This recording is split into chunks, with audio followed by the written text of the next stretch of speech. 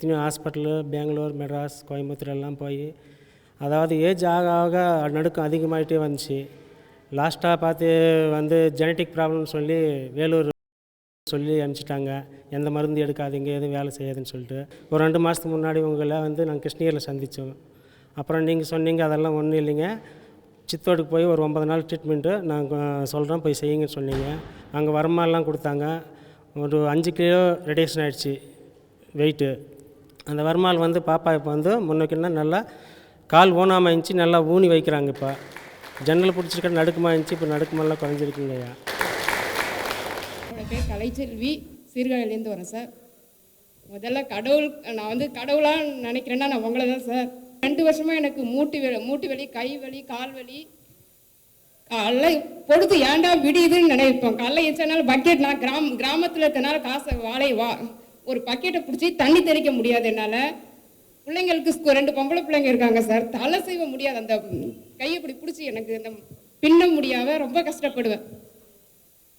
தண்ணி குடிக்க முடியாது, சாப்பிடுவேன், சாப்பிட்டுட்டு தண்ணி குடிக்கிறது முடியாது. ஏதாவது ஃபங்க்ஷன் போனால் தண்ணி அந்த கப்பில் வச்சாங்கனாக்கா 2 கையாலையும் இப்படி பிடிச்சிட்டு தான் குடிப்பேன். அப்படிலாம் கஷ்டப்பட்டேன்.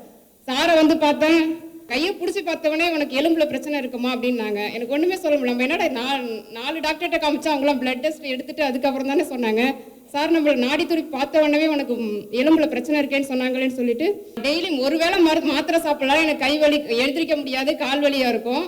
ஆனால் இங்கே வந்தவொடனே மறுநாள் இவங்க கொடுத்த மருந்தான் சாப்பிட்டேன். உண்மையிலே நான் இன்னைக்கு நல்லா இருக்கேன் சார். உண்மையிலே நான் கடவுளை மனமாற வேண்டிக்கிறேன். நன்றி சார். பேர் நிலோஃபர், அரசோரத்துலேருந்து வர்றோம்.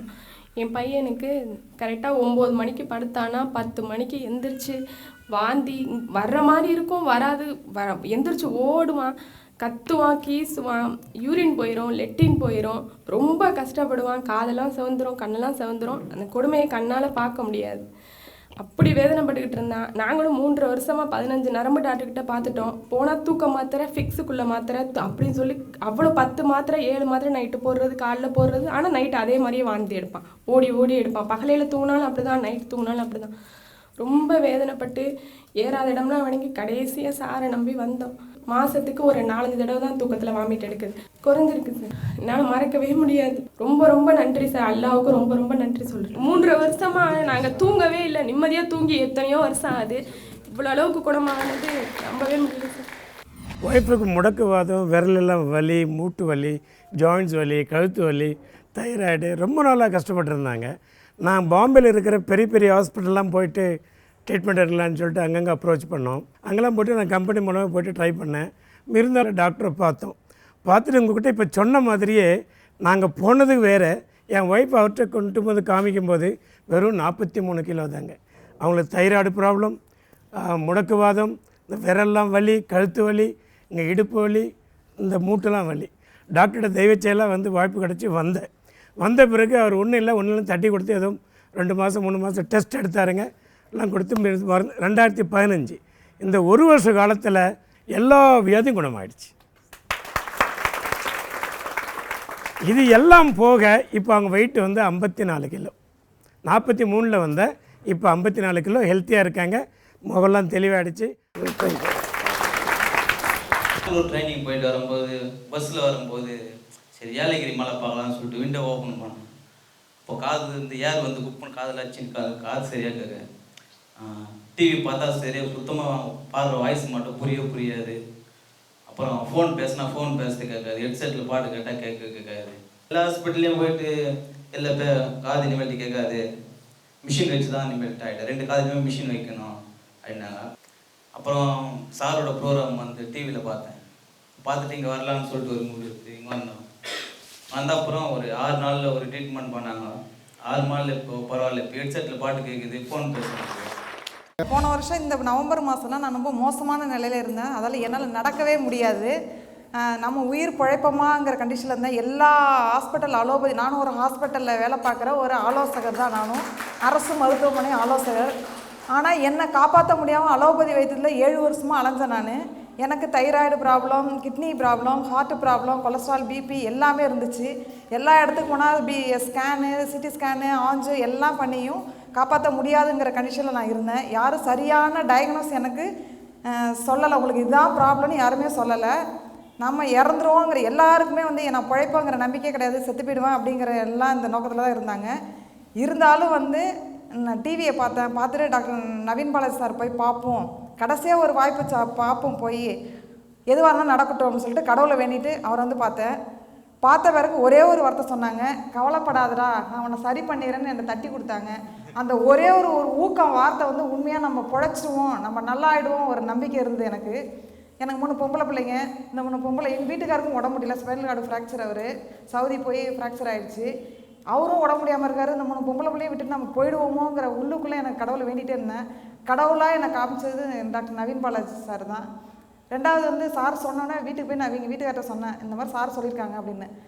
அவர் வெறுத்து போய் விட்டுட்டார், எந்த ஹாஸ்பிட்டல் ஆச்சு என்ன பண்ணிக்கணும்னு சொல்லி விட்டுட்டார். அப்புறம் சாரை வந்து 10 பேர் கவலைப்படாதலான்னு சொன்ன பிறகு உண்மையாகவே எனக்கு ரொம்ப கடவுள் நம்ம கொடுத்த டானிக்கு மாதிரி இருந்துச்சு. 3 மாதம் ட்ரீட்மெண்ட் பண்ணால் போதுன்னாங்க. 1 மாதம் தான் நான் மருந்து சாப்பிட்டேன், நல்லா உடம்பு நல்லா க்யூர் ஆச்சு.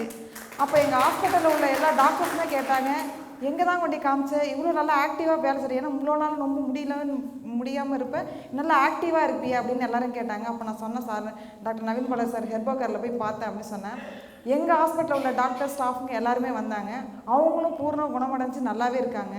இப்போ நானும் இப்போ ஒரு 10 பேரை எங்கள் ஸ்டாஃபுங்க ஹாஸ்பிட்டலில் ஒர்க் பண்ணவங்க ஸ்டாஃபு எல்லாரும் கூட்டிகிட்டு வந்திருக்கலாம். அதே போல் அவங்க வந்தவங்க எனக்கு தேங்க்ஸ் சொல்கிறாங்க. எனக்கு தேங்க்ஸ் சொல்லாதீங்க, அந்த கடவுளுக்கு அவர் சாருக்கு தேங்க்ஸ் சொல்லுங்கன்னு. முக்கியமான விஷயம் எதுக்கு சொல்கிறேன்னா, நான் உடம்பு முடியாமல் இருந்து எங்கள் பாப்பா யோகாக்காக எல்லா லெவல்லையும் செலக்ட் ஆகி தாய்லாந்து செலக்ட் ஆகும்போது கூட ஒரு ஆள் போகணுன்னாங்க. சார் நான் எங்கள் வீட்டுக்காரன் போனால் அவரால் முடியாது சார், நம்மளால போகணும்னு சொல்லிட்டு நானும் கிளம்புனேன். அப்போ எல்லாரும் சொன்னாங்க, நீ உடம்பு முடியல நீ எப்படி நீ போவேன்னாங்க. கடவுள் இருக்கார் பார்த்துப்பாருன்னு சொல்லிட்டு எங்கள் 2 பேரையும் எல்லா மதத்தினரும், முஸ்லீமாக இருக்கட்டும், கிறிஸ்டினாக இருக்கட்டும், ஹிந்துவாக இருக்கட்டும், ஜெயின், எல்லா மதத்தினரும் எங்களை வாழ்த்தி அனுப்புனாங்க. நாங்கள் போகும்பொழுது வரைக்கும் எங்கள் அம்மா அப்பாவுக்குலாம் எங்கள் பயம், எங்கள் வீட்டுக்காருக்கும் பயந்தான், நீ போறியேன்னு சொல்லிட்டு. அதே போல் போய் இங்கே ஹார்ட் ஒர்க் பண்ணி பாப்பாவும் செலக்ட் ஆகிட்டாங்க. ஆசையாளர் அது 7 நாடுகள் கலந்துக்கிட்டாங்க. அந்த 7 நாடுகளில் செலக்ட் ஆகி இப்போ எங்கள் பாப்பா என்னோடய தங்க மகள் வந்து அதில் 30 வயசுக்கு மேலே ஆண்களும் பெண்களும் கலந்துக்கலான்னு சொன்னாங்க. நான் ஏற்கனவே யோகா கற்றுருக்கேன். அப்புறம் நான் கலந்துக்க போனேன், அதில் 3 பேர் இருந்தோம். அந்த 3 பேரில் நானும் ஃபஸ்ட்டு. அப்போ ரொம்ப சந்தோஷமாக இருந்தது. உண்மையாக கடவுள் கொடுத்த மிகப்பெரிய கிஃப்ட்டுன்னு சொல்லிட்டு அங்கேருந்து வாங்கிட்டு நாங்கள் ட்ரெயினை விட்டு இறங்கும்பொழுது எங்கள் ஊர்லேருந்து எங்கள் அப்பா அம்மாலேருந்து எங்கள் வீட்டுக்காரிலேயும் எங்களை வரவேற்றாங்க. அப்போ என்னோடய தங்க மகளை வரவேற்கிறதுக்கு முன்னாடி எல்லாம் ஆவலோட என்ன தான் பார்த்தாங்க. எப்படி எல்லாரும் கவலைப்பட்டது என்னென்னா, நான் எப்படி வருவேன், ஏன்னா உடம்பு முடியாத நினச்சி நான் எப்படி வருவேன்னு எல்லாரும் கவலைப்பட்டாங்க. என்னை பார்த்தோன்னே அந்த மீட்டிங்கில் எல்லோரும் பேசினாங்க, எப்படிமா இருந்தேன், நல்லாவே நான் நல்லபடியாக இருந்தேன், நல்லா சந்தோஷமாக இருந்தேன், எனக்கு எந்த பிரச்சனையும் இல்லை அப்படின்னு சொல்லிட்டு எல்லாத்தையும் பகிர்ந்துட்டேன். உண்மையாகவே எல்லோரும் கண்ணீரிட்டு அழுதாங்க. அப்போ நான் சொன்னேன், நான் இந்த அளவுக்கு போகணாங்கிற நம்பிக்கை கிடையாது, நான் ஃப்ளைட்டு ஏறி போய் ஒரு தங்க பார்த்து சாதிச்சு வந்தேன். செத்தாலும் பரவாயில்ல, சாதிச்சுட்டு அந்த மண்ணில் இறங்கணும்னு நினச்சி தான் நான் வந்தேன். அதே போல் ஒரு சாதனையோடு இறங்கிட்டேன். இதுக்கெல்லாம் நான் நன்றி சொல்லணும்னா டாக்டர் நவீன் பாலாஜி சார், இந்த ஹெர்போகேருக்கு தான் நன்றி சொல்லணும். நான் எல்லாத்தையும் மீட்டிங்கில் பேசினேன். இப்போ சாரை வந்து மருந்து எடுத்துகிட்டு போனேன், அதாவது எனக்கு கிட்னி ஜூஸ் மட்டும் எடுத்துகிட்டு மேடத்தில் வந்து பார்த்தேன். நான் இந்த மாதிரி தாய்லாந்து போகிறேன் மேடம், எனக்கு எதாவது சொல்லுங்கள் மேடம் அப்படின்னு சொன்ன பிறகு மேடம் சொன்னாங்க, தண்ணி மட்டும் சாப்பிடுங்க, கிட்னி ஜூஸ் மட்டும் எடுத்துகிட்டு போங்க, அங்கே போய்ட்டு கண்டதே சாப்பிட வேண்டாம், நல்ல இயற்கை ஃபுட்டு, அதாவது வெஜிடபிள்ஸு ஃப்ரூட்ஸு கிடச்சா சாப்பிடுங்க அப்படின்னாங்க. அதே போல் நம்ம கிட்னி ஜூஸ் எடுத்துகிட்டு போனால் இமிக்ரேஷன் கிளியர் பண்ணும்போது குப்பை உள்ள தூக்கி போட்டாங்க. அப்போ வந்து எனக்கு ஆஹா போச்சு, நம்ம இதை தூக்கி போட்டாங்களே என்னடா பண்ண போகிறோன்னு நினச்சேன். அப்போ அவங்கள்ட்ட போய் சொன்னேன், டாக்டர் கொடுத்துருக்காங்க ஃபேஸ் அதில் போட்டிருக்கு பாருங்கள் அப்படின்னு சொன்னோன்னே, இல்லை அப்படின்னாலும் அதில் இமெயில் அட்ரஸ் இருக்குது, அதை போட்டு பாருங்கள் அப்படின்னு சொன்னேன். அதுக்கப்புறம் எடுத்துகிட்டு போய் ஒரு 10 பேர்கிட்ட போய் கிளியர் பண்ணிட்டு வந்தாங்க. திருப்பி கொண்டாந்து என்கிட்ட கொடுத்துட்டாங்க. அப்போ எல்லாரும் சொன்னாங்க, குப்பை கூடையில் தூக்கி போட்ட பொருள் யார் இது வரைக்கும் வாங்கிட்டு வந்துடும், ஏன்னா எனக்கு ஏற்றாப்பே அவ்வளோ தூக்கி போடுறாங்க, வாங்கிட்டு வந்ததில்லை, நீ உண்மையாகவே வாங்கிட்டு வந்தால் உண்மையாக எங்களுக்கு இது மாதிரி யாரும் வாங்கிட்டு வந்தாலும் உண்மையாகவே எங்களுக்கு சந்தோஷமாக இருக்குது, அது என்ன மருந்து காட்டுமான்னு எல்லோரும் கேட்டாங்க. நம்ம கொடுத்த இந்த ஹெர்போகேர் கிட்னி ஜூஸ் தான் காமிச்சேன். அதனால் உண்மையாக சொல்ல, நான் ஹெர்போகேரை பற்றி அங்கே வெளிநாடுகளில் வந்து அவ்வளோ இதுவாக பேசிக்கிறேன், இங்கே இருக்க கூட எனக்கு தெரியல, அங்கே போய் காமிக்கும்போது பெஸ்ட்டு அப்படின்னு சொன்னாங்க. உண்மையாகவே எனக்கு ரொம்ப பெருமையாக இருக்குது. இதன் மூலயமா நான் நல்லா இருக்கேங்கிறத அவங்க தான் சொல்லிக்கிறேன். நன்றி.